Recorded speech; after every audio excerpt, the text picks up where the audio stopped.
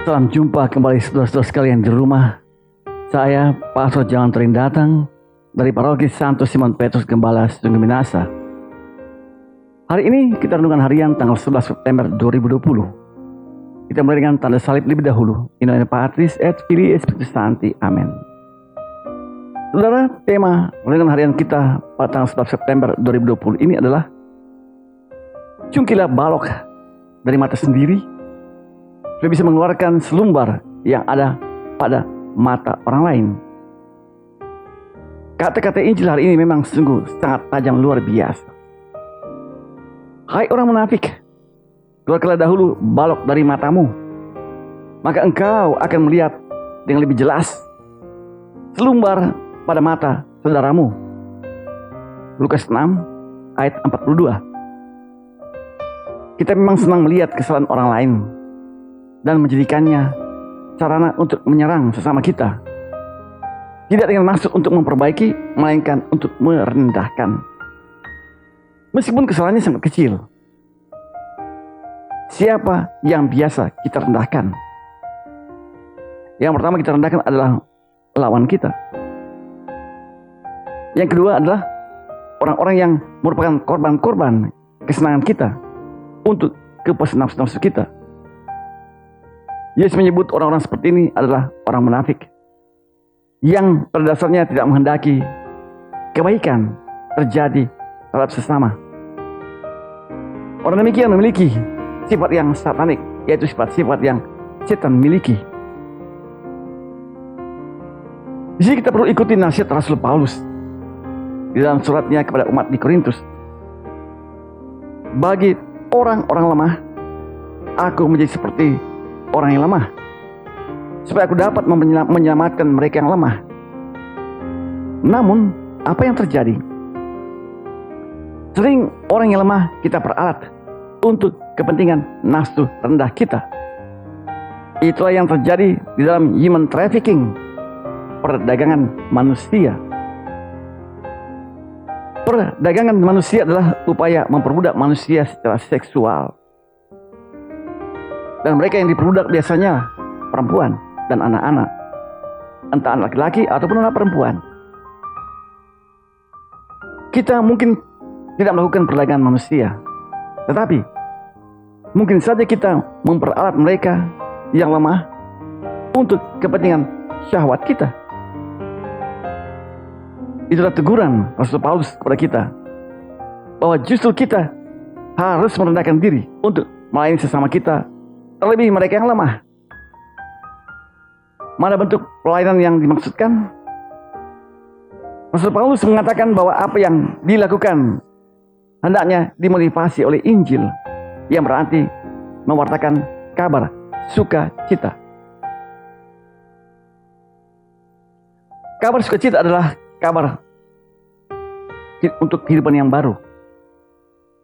Kabar yang membawa gairah perubahan, yang membuat hidup kita semakin bermutu.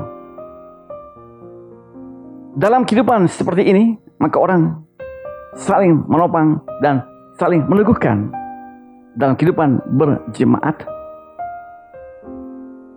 Akan tetapi menjadi gangguan bila ternyata sesama umat bukannya saling menopang, melainkan malah saling menghakimi.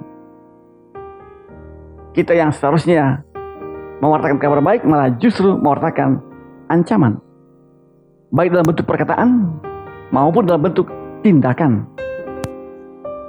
Ini sebuah kekejian, bahwa mereka yang seharusnya mewartakan kabar sukacita ternyata membawa kabar hidup kedosaan.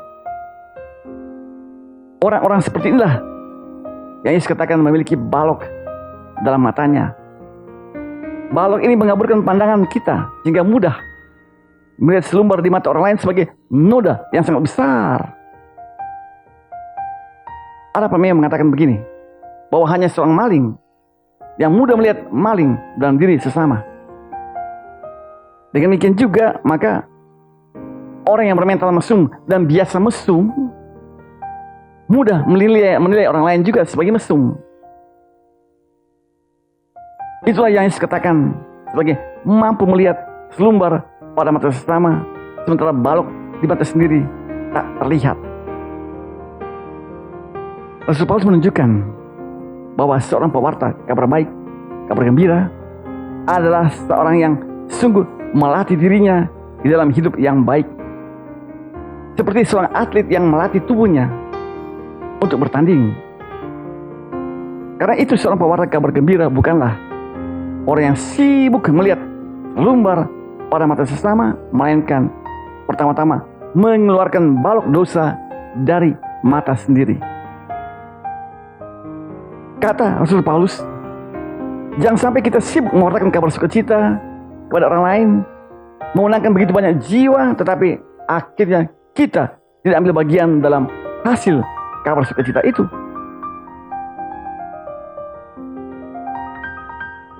Kita terlalu menjadi sibuk melihat selumbar di mata orang dan lupa melihat balok pada mata sendiri.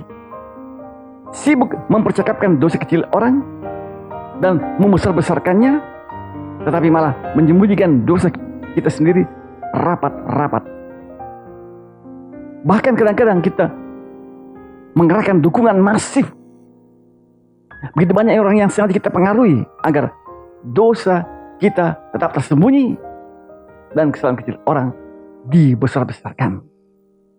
Tetapi saudara, akhirnya Tuhan sendiri akan membuka atau memperlihatkan balok itu kepada orang lain dan mencabut balok pada mata kita itu. Amin. Laudatus Yesus Kristus, terpilih nama Yesus. Semoga saudara sekalian diberkati oleh Tuhan sepanjang hari ini. Saya, Pastor John Trindatang, dari Paroki Santo Simon Petrus Gembala, Tunggu Minasa. Sampai jumpa pada kali berikut.